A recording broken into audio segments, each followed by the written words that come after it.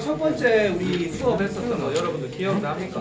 우리가 첫 번째 주제를 가지고 뭘 했느냐? 근대라고 하는 것에 대해서 공부를 했습니다. 근대가 기억납니까? 근대가 뭐죠? 유럽 애들의 기준의 이 시간 구분이다 이렇게 생각합니다. 시대 구분. 근데 이거를 굳이 나누는 이유가 뭐냐? 그 당시 시대가 이 근대를 기점으로 해서 굉장히 크게 변했다라고 유럽 사람들이 생각을 하는 거야. 그럼 뭐가 바뀌었느냐? 그 당시 요소들 한 번씩 보도록 합시다. 정치, 경제, 사회, 과학 이렇게 본다면 정치적으로 보면 굉장히 큰 사건들이 있다. 근대를 기점으로 해서 이 시민혁명들이 폭발했죠. 그러면서 정치적 시스템들이 굉장히 많이 바뀌었는데 그 중에 하나가 민주화, 공화제를 기반하는 국가 운영 방식, 그리고 의회 제도가 대다수의 나라들에게 기본적인 시스템이 됐다 이런 거죠.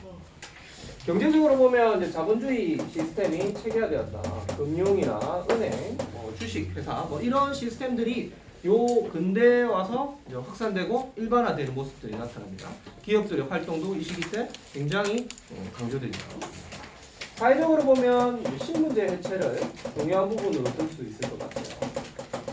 원래 유럽 사회도 굉장히 엄격한 신분이 나눠져 있습니다. 왕과 귀족, 일반 평민들. 근데 이런 것들이 다 해체되고 이제 시민, 모든 사람들이 동등하다라는 그런 인민평등권이 확립이 됩니다. 그러다 보니까 그런 사람들에게 보통교육, 모든 사람들에게 어느 정도의 기본적인 의무교육이나 보통교육을 시킨다. 여러분들 지금 다니는 학교도 그 연장선상에 있다고 볼 수 있겠죠. 예전에는 학교 못 다니는 사람들이 대다수였다고 할 수 있어요. 네. 언론도 마찬가지입니다. 이 시기 때 이제 언론, 뉴스라고 하는 것들, 신문들이 막 나와가지고 보통 사람들한테 정보를 알릴 수 있다는 것 자체도 굉장히 큰 변화다 이렇게 볼 수 있죠. 과학은 더욱더 두드러진다고 할 수 있습니다. 특히 이 시기 때 산업혁명, 전기기관부터 시작해서 수많은 이 공장이 돌아가는 그런 원동력들이 산업혁명을 통해서 만들어졌고, 여러분들이 과학 시간 때 수업 듣는 수많은 과학자들 이름들이 있죠. 그 유명한 과학자들이 대부분 이 시기 때 근대의 모습에서 나타난다.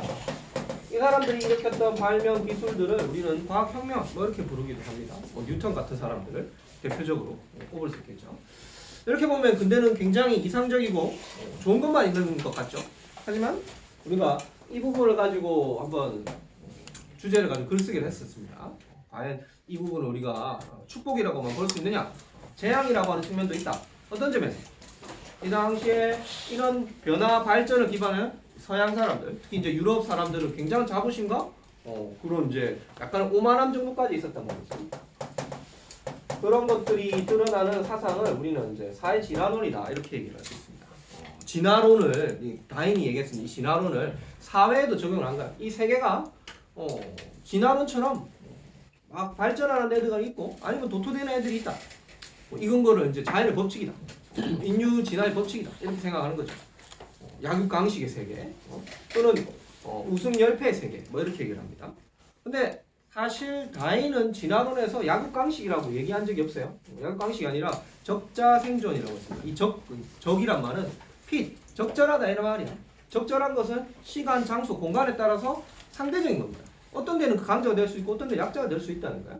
근데 그 당시에 유럽 사람들이 봤을 때 사회 진화론은 우리 세계가 강자고 반대로 만만한 애들 또는 약한 애들은 약자니까 얘들은 도태되고 우리가 점령할 수 있고 지배해도 괜찮다. 이게 자연의 법칙이다. 이렇게 생각했던 거죠. 특히 인종적으로 접근을 하면 무엇이 있느냐.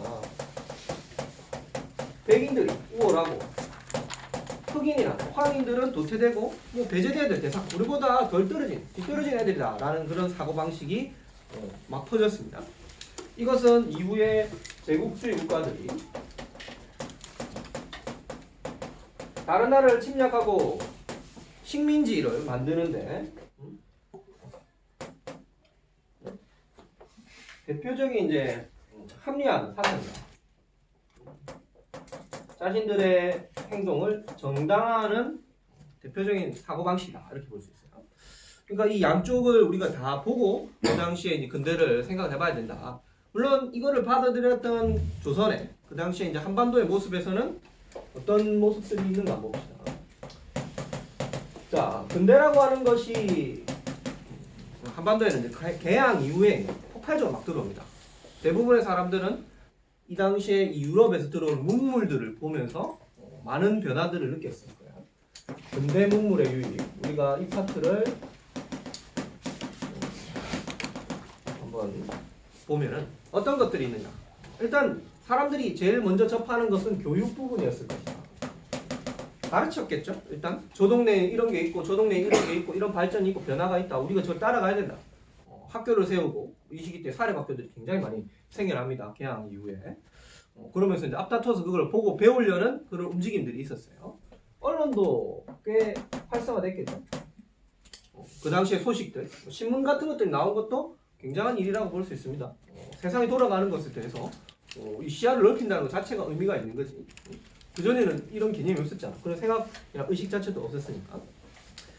자, 그리고 종교도 이 시기 때 근대 문물 중에 하나였습니다. 서양의 사고방식, 서양의 문화를 받아들일 수 있는 굉장히 효과적인 수단이라 생각을 해서 이 시기 때 근대 종교라고 하면 기독교 또는 천주교, 우리가 지금 얘기하는 뭐 개신교, 교회나 성당 이런 것들도 막 들어오기 시작하는 거죠.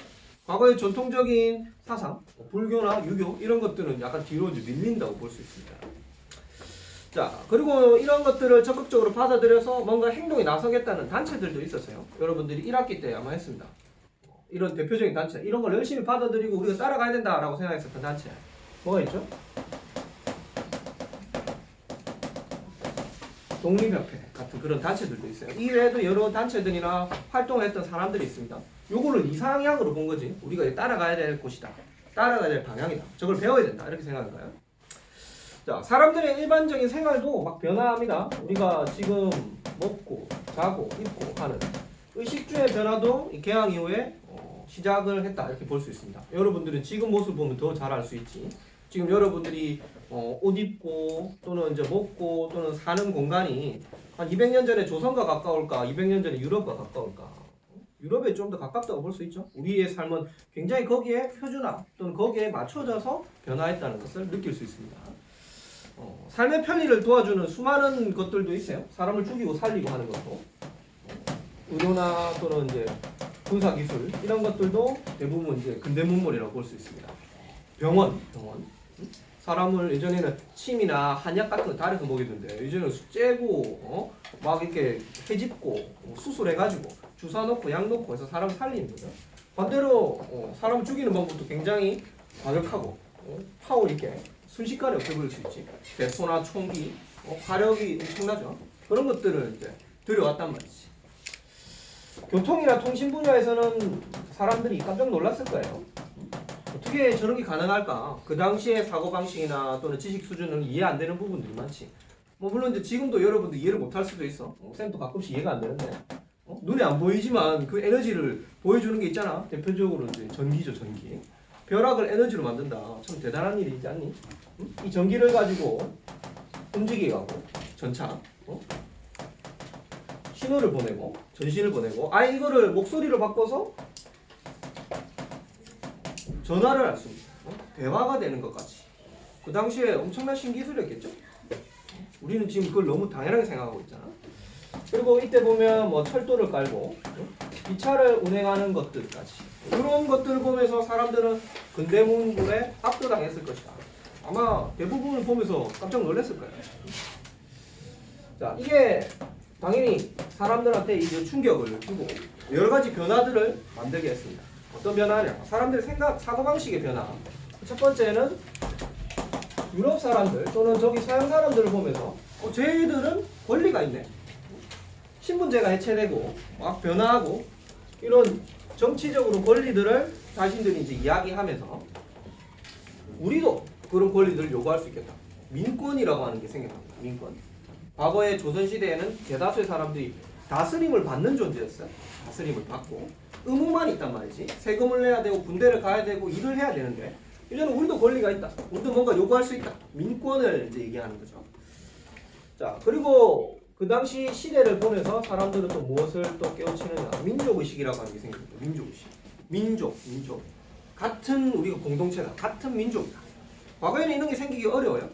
노비나 양반이 우리는 같은 민족이다. 우리는 같은 공동체다. 이렇게 생각하겠습니까? 운명을 함께한다. 라는 것은 기본적으로 신분제가 해체되고 평등한 시대가 돼야 가능합니다. 이게 근대에 들어와서 나타나는 현상. 그러다 보니까 굉장히 밑바탕 속에 이 평등의식도 함께 따라왔겠죠. 우리가 함께 한다. 우리가 같아. 동급이다. 물론 이거를 거부하거나 부정적으로 보는 사람들도 있었어요. 어떻게 양반이랑 노비랑 천한 것들이랑 같이 겸상하느냐 이런 식으로 보고 되게 부정적으로 보는 사람도 있었지.